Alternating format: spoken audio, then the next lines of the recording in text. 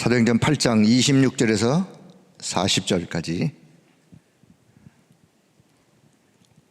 사도행전 8장 26절부터 마지막 40절까지 자, 같이 말씀을 함께 읽습니다. 주의 사자가 빌립에게 말하여 이르되 일어나서 남쪽으로 향하여 예루살렘에서 가사로 내려가는 길까지 가라 하니 그 길은 광야라.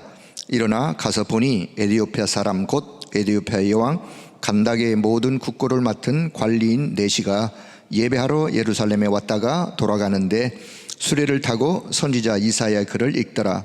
성령이 빌립더러 이르시되 이 수레로 가까이 나아가라 하시거늘 빌립이 달려가서 선지자 이사야의 글을 읽는 것을 듣고 말하되 읽는 것을 깨닫느냐? 대답하되 지도해 주는 사람이 없으니 어찌 깨달을 수 있느냐 하고 빌립을 청하여 수레에 올라 같이 앉으라 하니라. 읽는 성경 구절은 이것이니 일러스되 그가 도살자에게로 가는 양과 같이 끌려갔고 털 깎는 자 앞에 있는 어린 양이 조용함과 같이 그의 입을 열지 아니하였도다.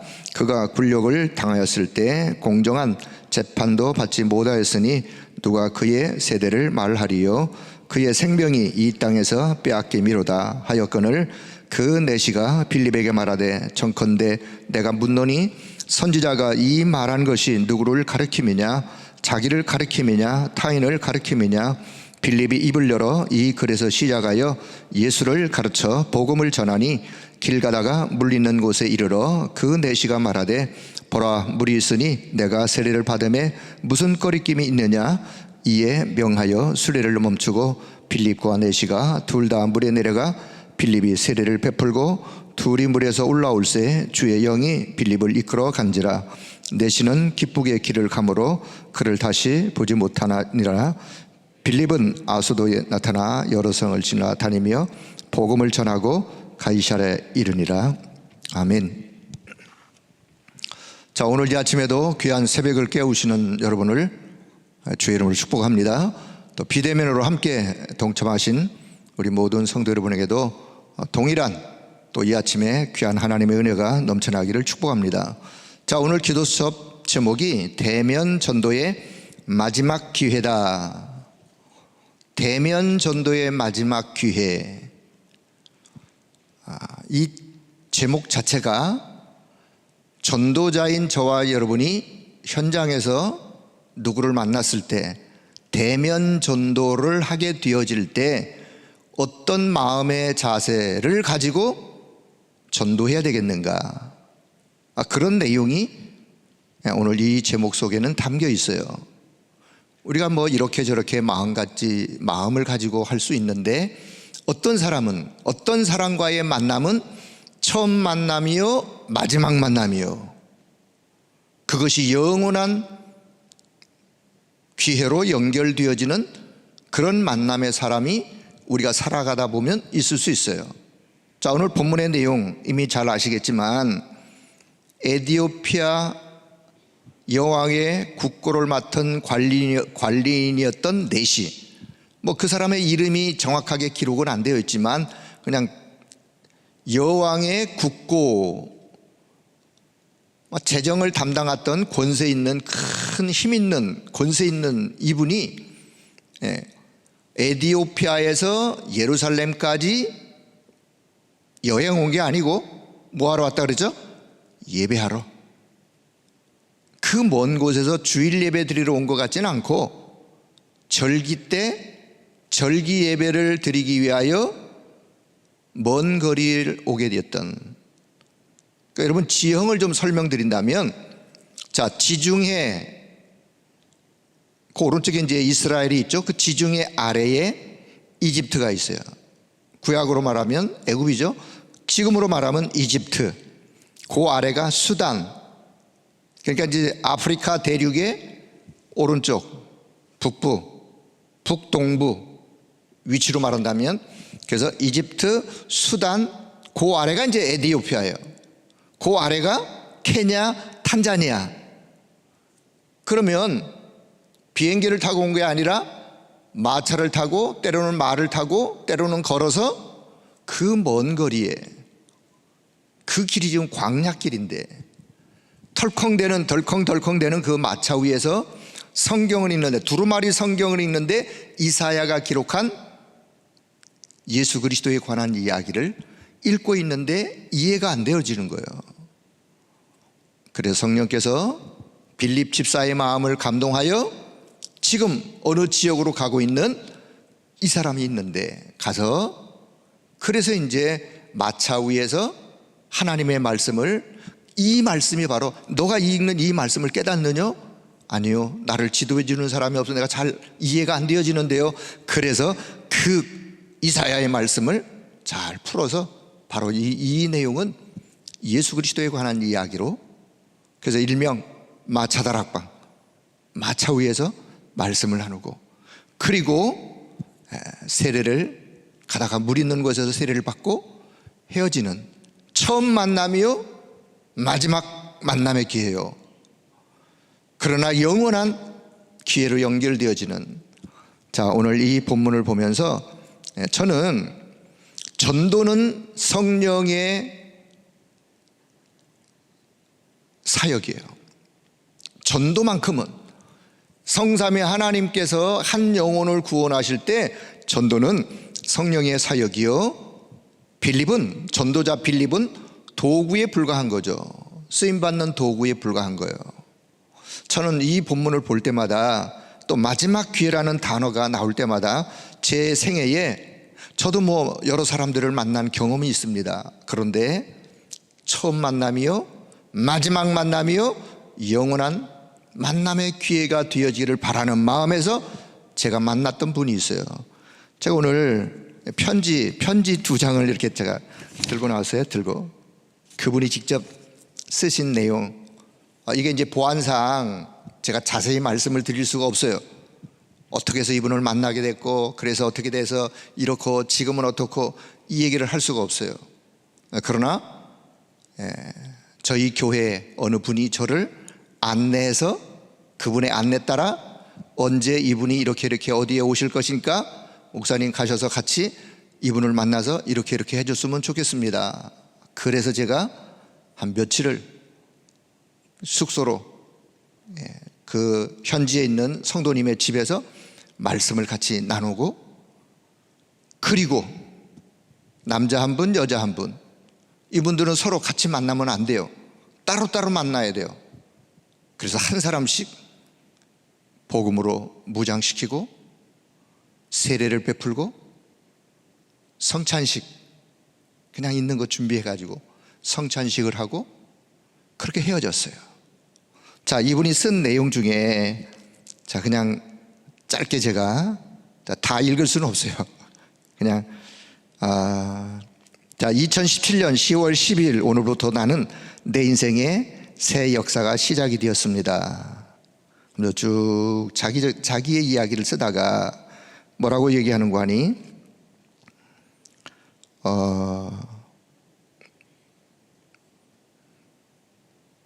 자, 나는 날 구원하신 주님을 감사하며 하나님의 말씀을 통하여 나의 존재를 알게 되었고, 나에게 얼마나 큰 사명감이 있으며 내가 해야 될 뚜렷한 목표를 찾게 되었습니다.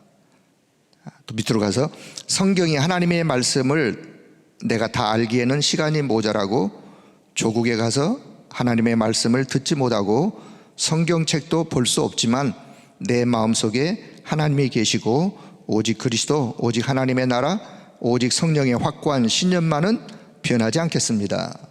어떻게 하면 이분에게 잃어버리지 않고 복음을 잘 간직해서 돌아가도록 할까 하다가, 이런적인 많은 얘기를 하다가 제가 에베소 6장에 제 말씀을, 전신갑주에 대한 이야기를 생각을 하면서 기억이 나도록 하기 위해서, 자, 그래서 이제 이분에게 설명을 했는데, 자, 여기 이렇게 썼어요. 머리에는 구원의 확신, 가슴에는 구원의 감사, 한 손에는 살아있는 하나님의 말씀 검, 다른 한 손에는 믿음의 방패, 허리에는 진리의 허리띠 138, 그리고 나에게 맞는 평안의 복음의 신을 신고 전신갑주를 입고 조국으로 들어가는 날을 기다리며 말씀과 기도에 집중하겠습니다.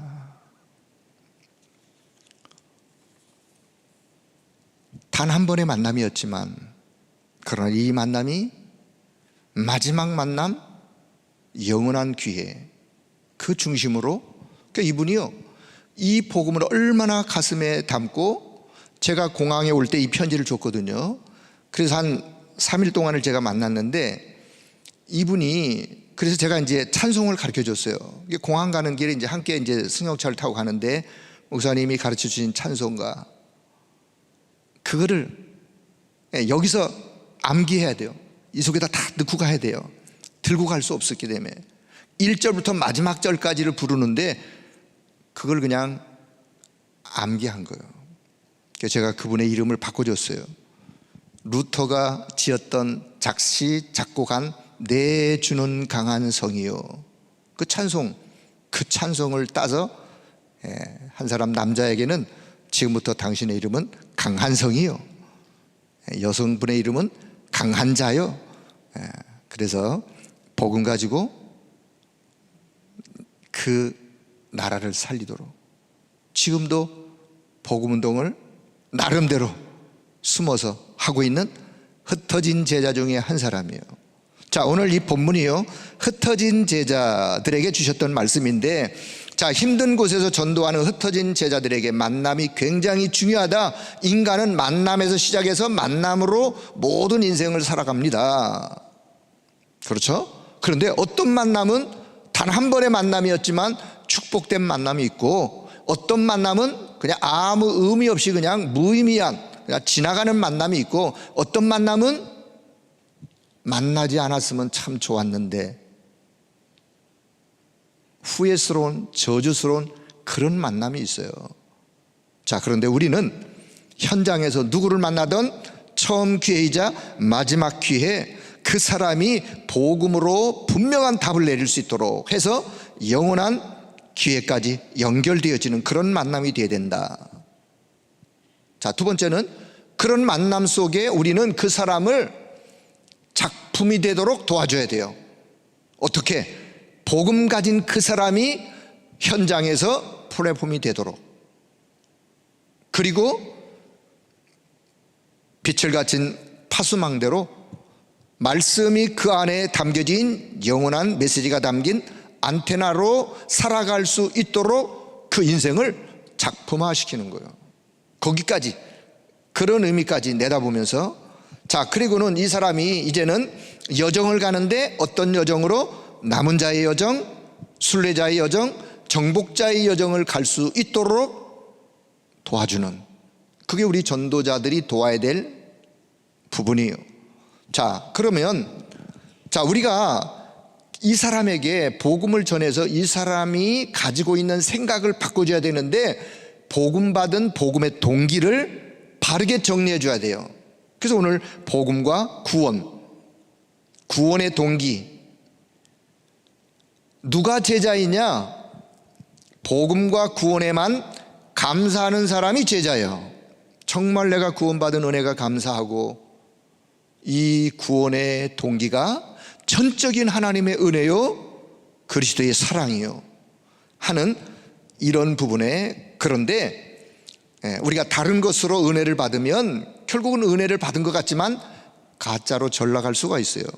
자, 두 종류의 사람이 있는데, 한 종류는 숨겨진 문제를 덮어두고 그냥 이렇게 신앙생활하는 사람, 다른 이유를 가지고 신앙생활하는 사람, 예수 믿으면 복 받는다. 물론 복 받죠. 그러나 그게 동기가 되어지면 안 돼요. 예수 믿으면 성공한다, 예수 믿으면 뭐 가정이 일이 잘 된다, 자녀가 잘 된다. 그거는 불신자들도, 종교생활을 하는 사람들도 종교를 가지면 그렇게 생각해요. 우리는 구원의 동기가 그런 동기가 되어서는 안 돼요. 그래서 치유라는 단어가 필요한 거예요. 정말 그 사람의 생각을 영적으로 치유하는 근본 치유가 필요한 거예요. 그래서 구원은 전적인 하나님의 은혜, 하나님의 그 은혜 앞에 감사할 수 있는 제자예요. 또 한 종류의 사람은 특히 이제 후진국에 살다 보니까 슬쩍슬쩍 속이는 그런 기본을 가지고 있는 사람, 그런 사람에게 근본적 치유가 필요한 거예요. 그래서 그 사람이 복음 가진 영적 엘리트가 될 수 있도록 바꿔주는, 도와주는, 그래서 모든 구원은 은혜로 받았기 때문에 모든 동기를, 잘못된 다른 모든 동기를 다 이제 은혜로 바꿔줄 수 있는. 자, 그래서 구원받은 증거, 그리스도가 믿어지는, 그때 성삼위 하나님이 그를 통해서 역사하시는. 자, 그래서 복음과 구원, 동기를 바꿔줘라. 두 번째, 자, 복음과 세례. 복음과 세례. 이거는 이제 빌립은 평신도 집사님이에요. 초대교회 7집사 중에 한 분인데 내시에게 세례를 주었는데 그건 그 시대에 초대교회는 가능했던 이야기예요. 자, 우리는 세례를 물세례 혹은 불세례, 성령세례, 세례의 종류가 있어요. 물세례는 눈에 보이지만 불세례, 성령세례는 눈에 보이지 않습니다. 세례를 주는 이유 중에 하나가 복음을 받았으면 교회화 되어질 때 세례를 줄 수 있는 거죠. 결국은 복음 받았으면 동기를 바꿔주고 그 사람을 교회화 시킬 수 있는 신앙생활을 해야 되지 않겠습니까? 물세례 받는 것은 다 아시지만 구원의 증표는 아니죠. 내가 이렇게 예수님을 나의 구주로 믿습니다 라고 하는 신앙의 고백이요, 신앙의 표현이요, 그 신앙의 간증인. 십자가상의 한편 강도는 세례 안 받았어요. 그런데도 성경은 예수님이 나와 함께 낙원에 있을지라, 구원받은 한편 강도. 물세례는 그런 의미예요. 자, 불세례는 눈에 보이지 않지만 사도행전 2장 마가다락방에 불의 혀같이 갈라지고 큰 성령께서 역사하시는 그런 세례를 불세례로. 어떤 분은 신앙생활을 하다가 정말 은혜 속에 있다가 불세례 받는 경험을, 체험을 하는 분도 있어요. 그리고는 성령세례. 성령세례는 성령께서 내 안에 임재하시는 그 순간이, 거듭나는 순간이 성령세례라고 말할 수 있어요. 성령의 내주, 성령세례, 같은 의미의 내용으로 이해하시면 됩니다. 자, 그래서 믿는 자에게 이런 일들이 벌어지는데 복음을 진짜 받았다면 이제는 교회화할 수 있도록. 자, 세 번째는요, 복음과 기도. 그렇다면 이 사람에게 이제는 가장 중요한 기도 제목을 가지고 기도할 수 있도록 돕는 기도가 393의 기도예요. 우리가 한 사람을 올바르게 복음으로 심어주고 예배로 안내하고 그리고는 가르쳐야 될 것이 뭐냐면 올바른 기도 내용이에요. 보통 우리 사람들은 그냥 세상적인 거, 필요한 거, 육신적인 거, 물질적인 거 가지고 기도하는 체질로 우리가 이미 되어 있어요. 그러나 그거 아니고, 그 중요한 거 아니고, 성삼위 하나님, 성삼위 하나님으로 충만하도록, 보호자의 축복으로 충만하도록, 그리고 이제는 시대 살리는 그런 사람으로 하나님께 쓰임받도록, 이 축복의 하나님의 것이 내 안에 담기도록, 내 속에 그것을 차곡차곡 쌓도록, 그것 보고 그게 응답 24예요. 작년에 그토록 외쳤던 응답 24, 393의 기도의 내용이 내 속에, 내 안에 담기는 거. 응답 25는 이제는 도전하는 거예요. 도전하는 거예요. 왜요? 하나님의 시간 25이기 때문에 하나님의 시간표 속으로 들어가는 거예요. 하나님의 보호자의 축복을 더 내 것으로 도전해서 삼는 거예요. 나의 불가능이 있는데 나의 불가능을 이제 근본을 바꾸는 도전을 시작하는 거예요. 그래서 무한 세계에 그 어마어마한 이 영적인 축복을 내 것으로 삼고 누리기 위하여 도전하는 거예요. 자, 그런 의미가 원단의 말씀이요, 이제 2023년도 올해 한 해 응답 25에 여기에 관한 끊임없는 말씀을 또 우리가 받을 건데, 이미 핵심부터 좀 이해를 하시고, 자, 그래서 393의 기도를 할 수 있도록 도와주는. 자, 결론. 흩어진 자들이 주로 애굽의 바벨론의 로마로, 그 당시에 강대국이었어요.